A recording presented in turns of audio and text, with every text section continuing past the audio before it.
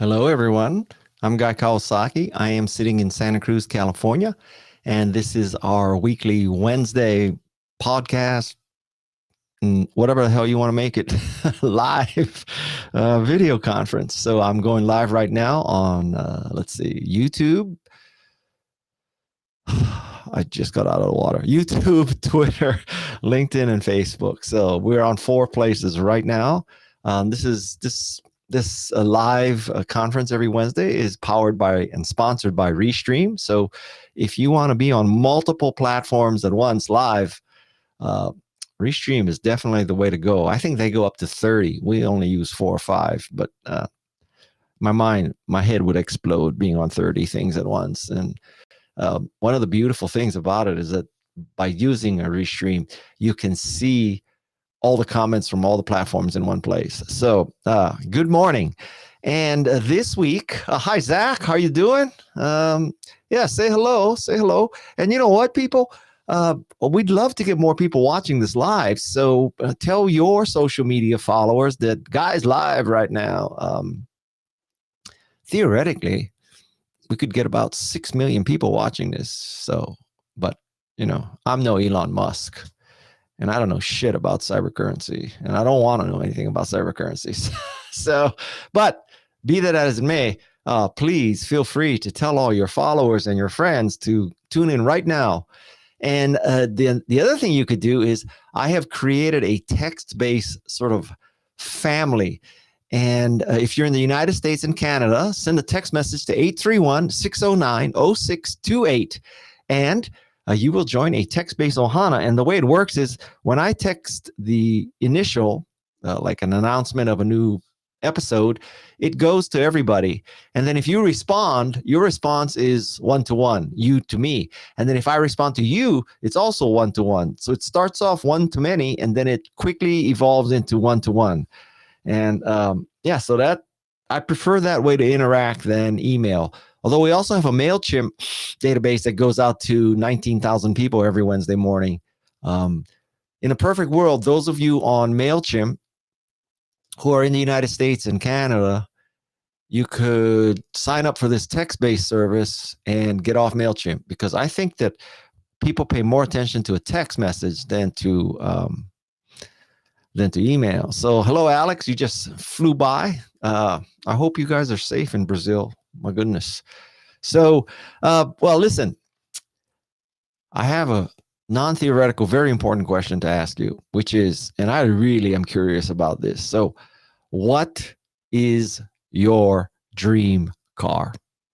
What is your dream car? And I'll tell you my dream car. So my dream car has evolved. For the longest time, it was a 911. And I've had several 911s. But I have to tell you that about 6 months ago, I went and test drove a 911. And I came to the conclusion after about 2 miles that I am too old for a 911.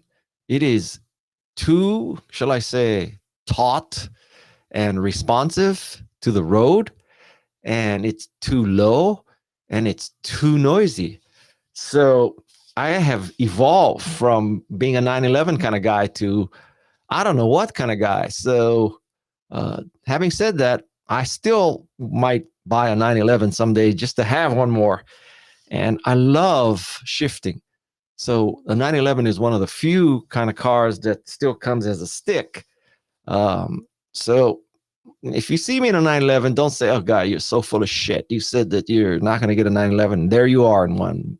So I still might. But I have to tell you, man, I went home and I told my wife, oh, my God, I must be getting old, because that 911, it was just too bouncy and too noisy for me. And this is a brand new 911. So that's my story. Okay, so David wants a white Testarossa. Oh, my God, David. I mean, too much Miami Vice for you, man. Are you the Don Johnson character or the other character? Adeel, Range Rover Autobiography. Range Rover, that's interesting. I have to tell you, I'm a little leery of British technology in cars, I must admit, because the British cars that I owned, I can't tell you that I thought they were well made. But hey, times change. So, okay, so dream car, Cybertruck. Oh man, I don't know. I would love to buy an electric vehicle. And I just saw a report of the electric vehicles that get roughly 300 miles or more range. And it's basically Teslas. And it's these startup electric car companies, which I would never buy a car from an electric car from a startup. I would not buy a car from a startup at all, although arguably Tesla was a startup. And one of my great disappointments in life is that Mercedes-Benz, I don't know what they're waiting for, but you cannot go to a dealer today and buy an electric Mercedes-Benz. And the S-Class is supposed to come out in the fall, which is okay.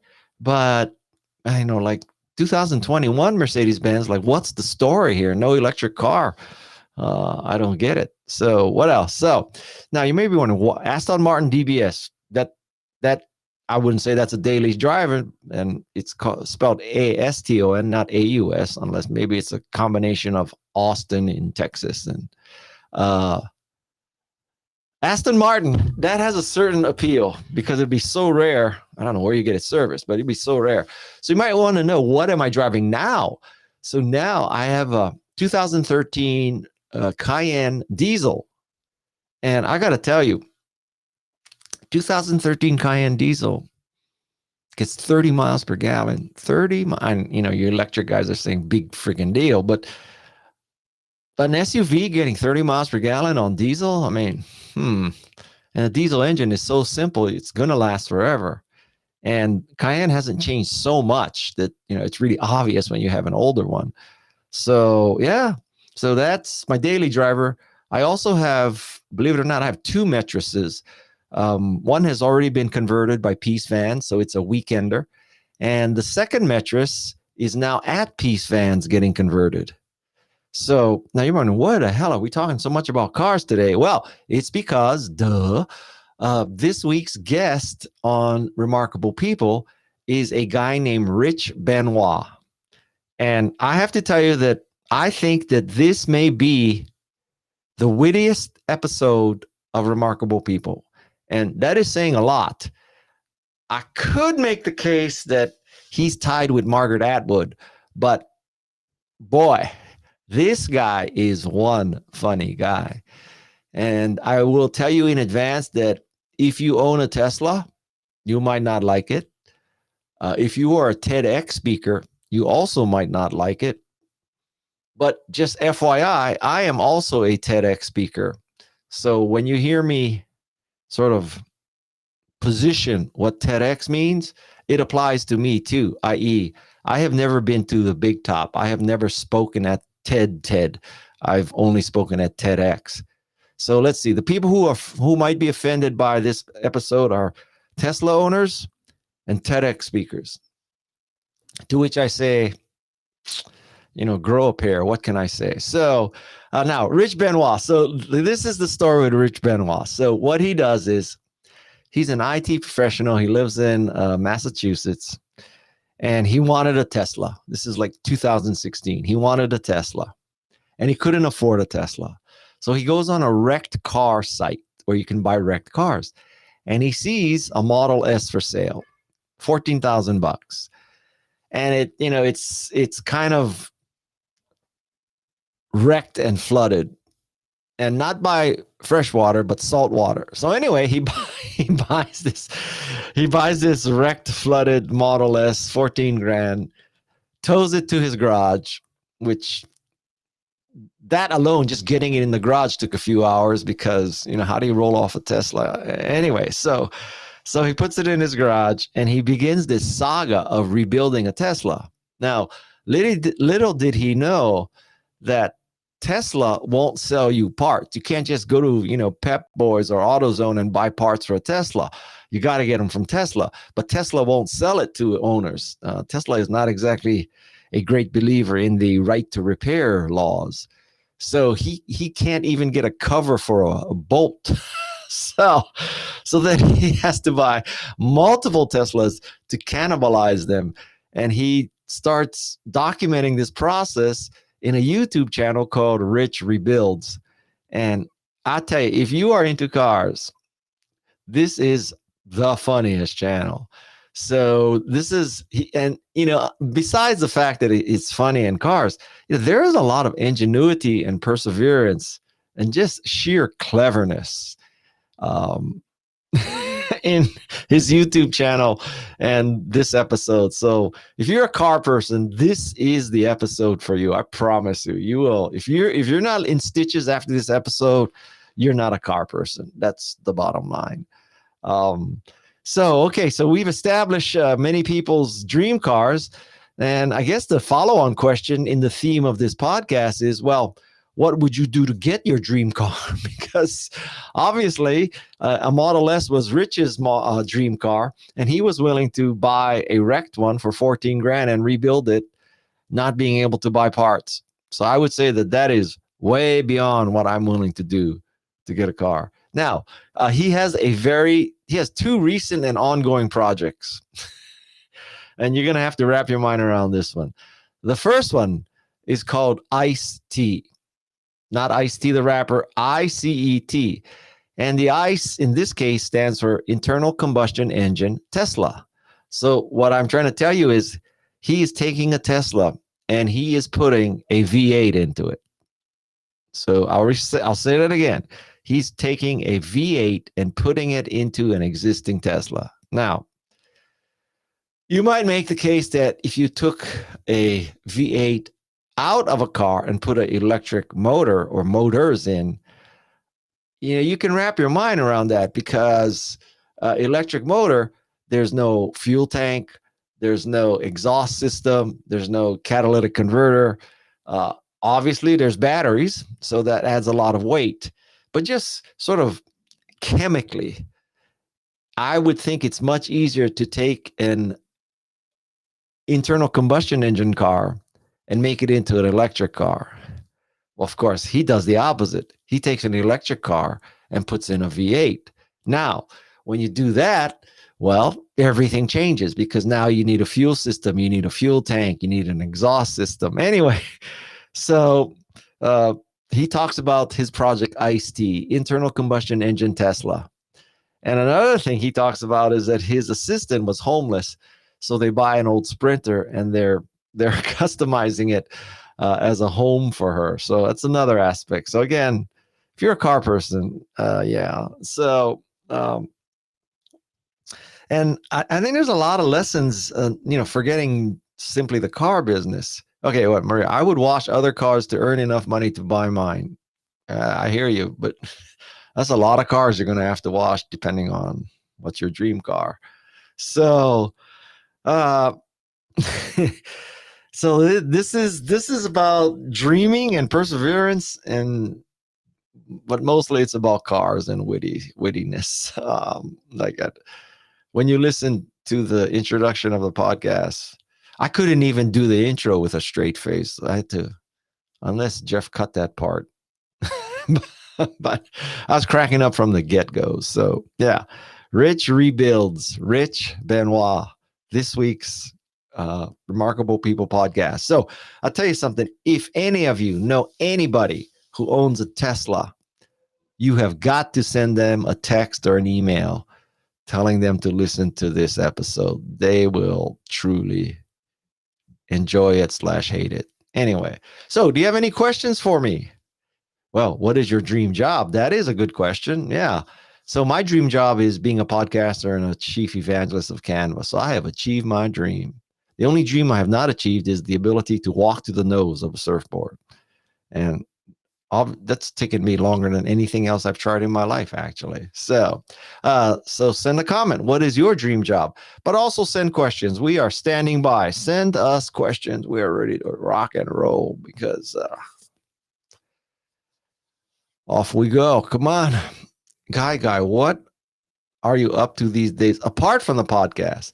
Well, I do this podcast. I am chief evangelist of Canva, so I'm convincing people to use Canva to become better communicators. And I surf a lot. And I have 4 children. And also, I have developed an interest in sporting clay shooting. I never knew it was so much fun to shoot sporting clays. You may find that hard to believe, but sporting clay shooting is very fun. So yeah, I'm going back to my pioneer roots. So what other questions? What other questions? Send them on, Jeff. Oh, what is my dream job? I already did that. Yeah. Have you had a dream that you worked to turn into a reality? Yeah. So people, tell me, have you had a dream that you made into a reality? I should answer that question. I mean, I kind of have a dream job right now. I kind of have a dream life. I mean, 4 kids, great wife, surf every day, podcast, and Canva. And Canva is doing, shall I say, remarkably well. I like to have several professional activities. That count as a dream job. I don't know how to pronounce your name. Soizek, I would say, you get to define your own dream job. And if you have several professional things going on at once and that makes you happy, freaking A, that's a dream job. Doesn't have to be one. Who said it had to be one job to be a dream job? Not at all. That's up to you. Okay. What you thought about financial independence when you were a teenager? Hutsa, I mean, I got to tell you, it was so long ago. I don't remember what I thought as a teenager. I'm 67, so that's like, 50 years ago, half a century ago. I really thought that if I remember correctly, well, I was in Hawaii and I was just enamored with entrepreneurship and starting a company. This particularly happened when I went to college at Stanford. It really kicked in. So I would look at Silicon Valley companies and Hewlett Packard and those kind of things. I said, man, this is where it's at. Coming from Hawaii was always about tourism and agriculture and working for the government, none of which appealed to me. But Silicon Valley, that was magic. And so, yeah, that's what I wanted to do. And lo and behold, I did it. And so, yeah, that's what I was thinking of as a teenager. Okay, what else? Are you a born public speaker or did you learn it? Olga, I would say that most public speakers are made, not born. And for me, I will tell you that I started public speaking in about 1987. I was terrible, period, but I was also terribly intimidated because around that time I was working for Apple. And of course, if you try to compare yourself to Steve Jobs as a public speaker, 99.9999999% of the world is going to come up short. So it was very intimidating. And what helped me is that it was just the sheer quantity. I speak for the last, I don't know how many decades, 50 to 75 keynotes a year. And so I've given thousands of keynotes to hundreds of thousands, if not millions of people in person. And so after a while, just the sheer repetition makes you better, or you fail as a public speaker and you don't do it. So the repetition definitely made me better. And I'll tell you something. I'll give you a little tip right now. Like many of you, I used to live in a PowerPoint world. So I would give 50 to 75 speeches a year in PowerPoint. And usually you send a PowerPoint file before the meeting so that the AV people can have it all lined up and, on their Windows laptop. And now even in the day of pandemics, many of my keynotes are pre-recorded and the others are obviously live. So even in the beginning of the pandemic, even those I was using PowerPoint. But then Canva made some major improvements to their presentation template. So now you can go into Canva, you can select the 16:9 presentation template, and there are literally hundreds of designs. And so you can make a really beautiful, trust me, really beautiful presentation. And then if you need pictures to illustrate stuff, you can search through millions of pictures and get them for, I don't know, $1 or $2. And it maybe even be included, I forget, in the enterprise membership of Canva. And so there are millions of stock photos and millions of graphic elements. It would be hard to imagine that you need to go outside of Canva for stock photography. So anyway, so you create that. And now you're asking, okay, so Guy, but I still live in a PowerPoint world. What am I going to do? Sorry, my nose itches because I just surfed. And so, but the answer is, lo and behold, you can take a Canva presentation and export it to a .ppt format, a PowerPoint format. So wrap your mind around that. You build it in Canva and you export it as PowerPoint.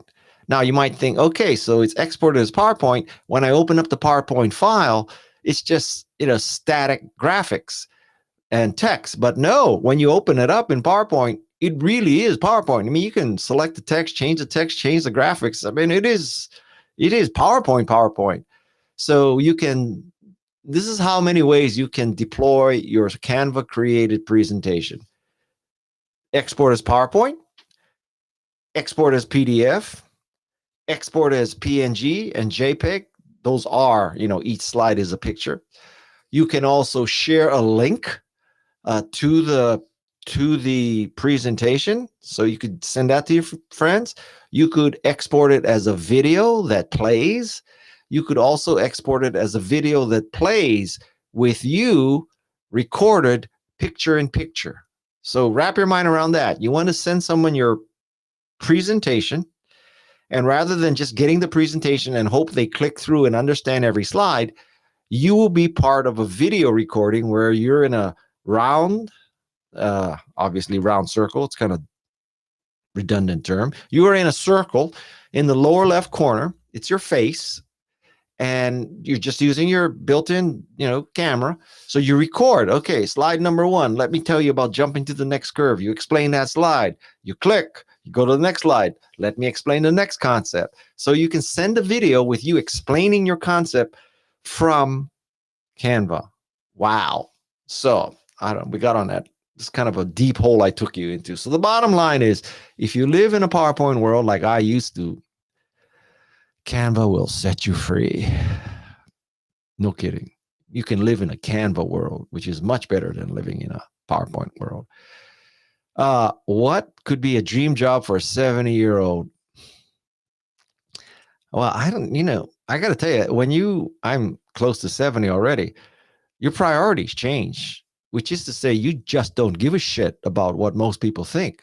So, how do I know what your dream job is? And you might want to be a surf instructor. You might want to be a podcaster. God forbid. You might want to be a chief evangelist of the hottest graphics company. I mean, at 70 years old, the clock is ticking. I mean, just do whatever the hell you want, man. What are you waiting for? An education? So go for it. Okay. Any other questions? How to be a successful podcaster? How is it different than presenting in front of a large room audience? Well, a successful podcaster. Well, first of all, it's not clear to me I am a successful podcaster, but I have insights into how to become a successful podcaster. It depends how you define success. But I would say for successful podcaster, and I will give you the extreme case because I am extremely OCD and a perfectionist. So let me tell you how this podcast is created. So I personally invite guests. I get probably 75% success rate. So I invite the guests. The next step is I have to do 2 or 3 hours research about the guests. So this is watching them on video, listening to them in other podcasts, reading their current books, looking at all that stuff. So I spend 2 or 3 hours of research, maybe 3 or 4 hours of research for every guest prior to the interview. I tell you something, a lot of podcasters, they just look at the Wikipedia entry for that person and they wing it. That's not what I do. I really want to ask great questions. So 3 to 4 hours there. Then the recording itself takes, let's say, an hour or 2. And then I turn over these files and I use Squadcast. So my setup is Squadcast records locally my side and the guest side. So now there's 2 MP4 files. And then I use a Rodecaster Pro, which can also record locally. So I record locally to my Rodecaster Pro so that I have a backup. This assumes that I press the record button, as we know. So now I have like multiple copies of this. So Jeff C., the amazing sound designer, takes the best versions of those files and puts them on Descript. And then Descript combines them into a sequence. This sequence has 2 tracks, me and the other person. And then what it does is it uses AI or whatever, and it creates a written transcript. Then I take the written transcript and I spend, I don't know, maybe 4 hours editing the transcript. And the way Descript works is you edit the transcript and you're editing audio. So wrap your mind around that. I am not using software where I have to like go back and forth with the audio to figure out what to cut and when to cut it. I read a text file, and if I say cut this text, it cuts out the audio. If I say ignore this text, it also cuts out the audio. So you can ignore or you can delete. All right, so I say that's another 4 hours.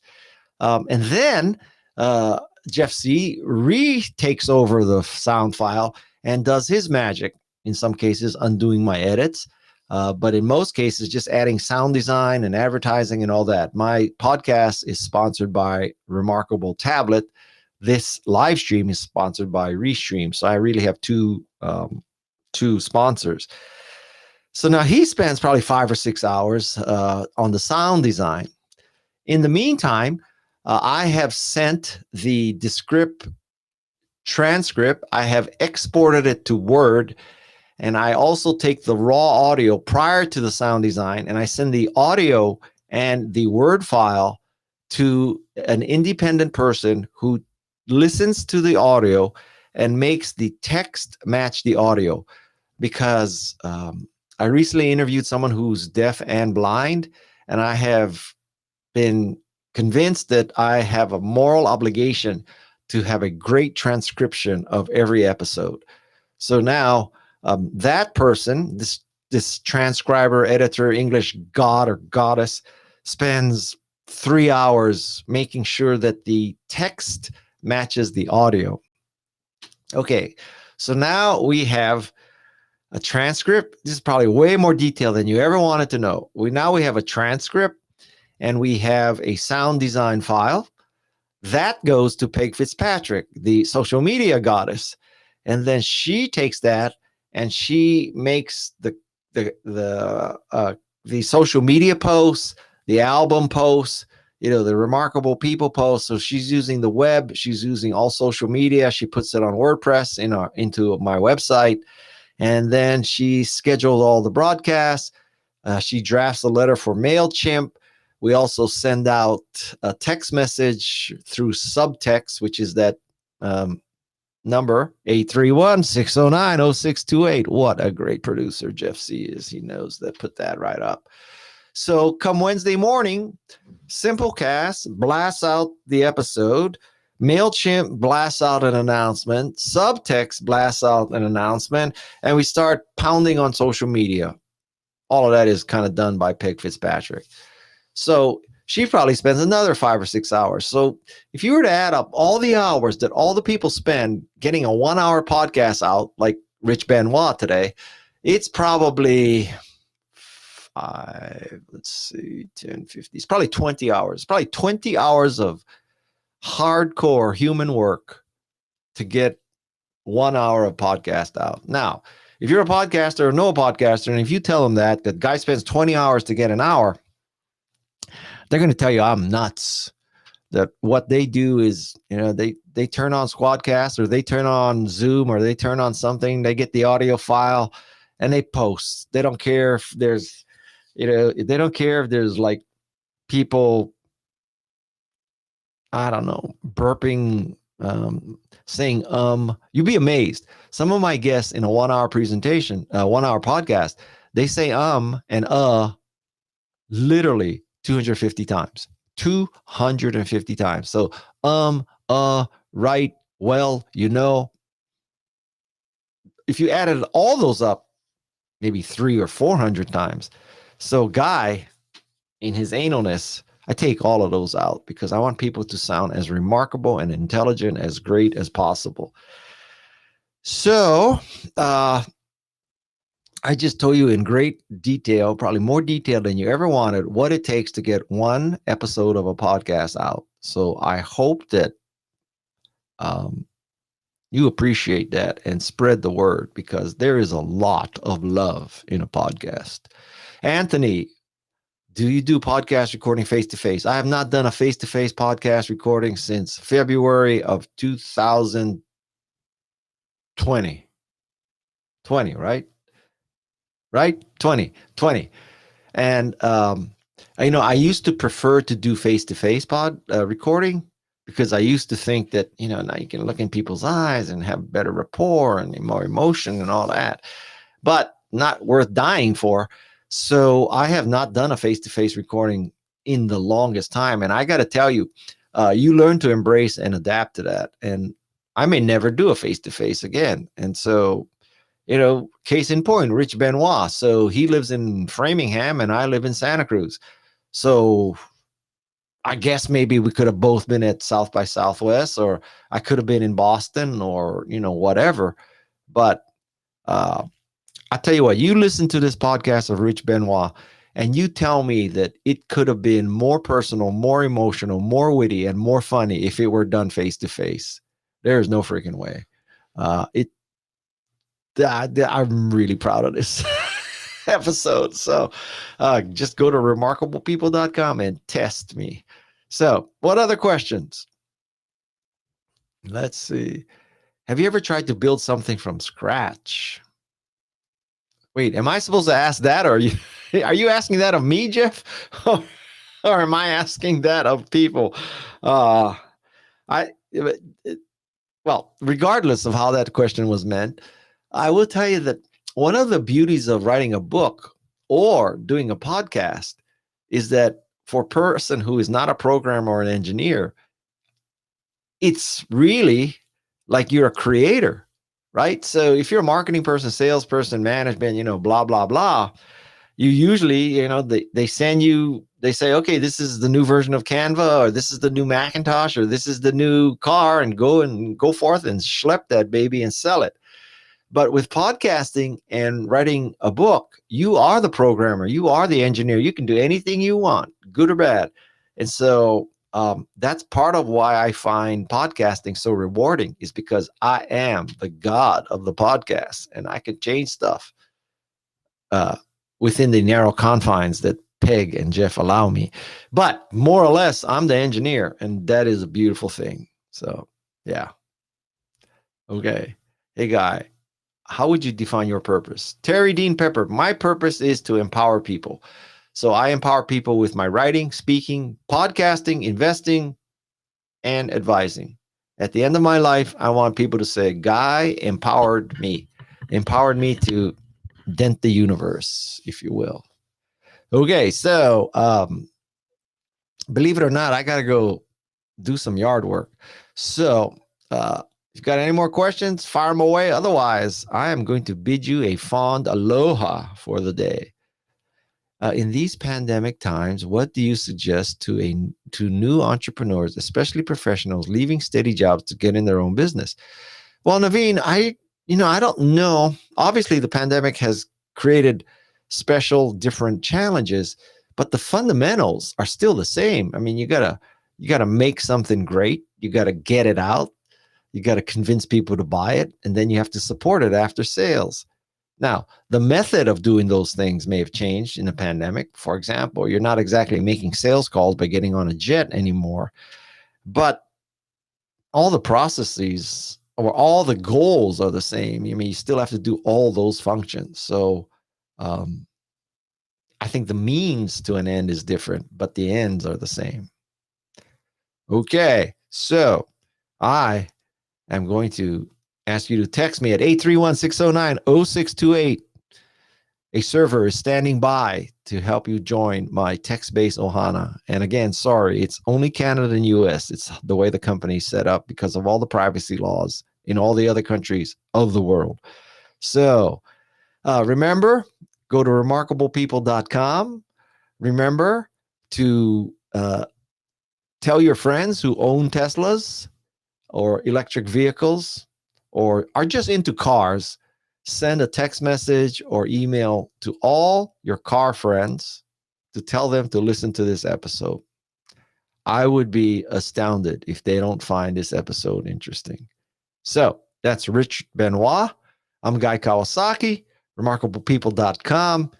This live stream is sponsored by Restream. And that's what we're using to be on multiple platforms at once, seeing comments from all the platforms in one place. Okay? So take care. Mahalo, aloha. And by the way, seriously, a serious moment here. Freaking get vaccinated. Don't be a dumbass, okay? Get vaccinated. The vaccination is not only good for you, but let's say you're let's say you don't get vaccinated and you're asymptomatic. And so then you spread it to other people. There may be people who cannot get vaccinated.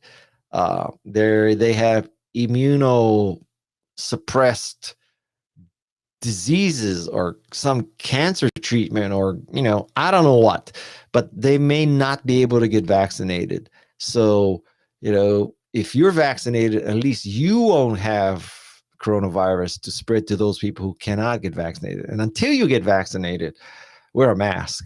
And I don't know about the rest of the world or country, but in California, now I think they lowered the age to, wow, the youngest person in my family is 15, and I know he got it. So is it 12? I don't know, but it is much younger than it used to be. It's either 12 or 2. But anyway, so get vaccinated, okay? Just do society a favor, get vaccinated. And then the beauty of that is, once you're vaccinated, then you can hang out outside. You can, be social. You can go inside restaurants, although I still won't do that. You can fly with greater peace of mind. So, get back your life, get vaccinated. And I'll tell you something, at least in California, you make an appointment, you show up, you're in and out in half an hour maximum. In many places, you're sitting in your car, and half of the half an hour is you are waiting for the reaction in case anything bad happens. And hardly ever anything bad happens. I mean, I used to get allergy shots. I had to wait 15 minutes to see if I went into anaphylactic shock. So it's no worse than getting an allergy shot. So, and it's free. I mean, there's just no excuse. Get vaccinated. Okay. So, end of lecture about vaccination. And so have a great week, and mahalo and aloha.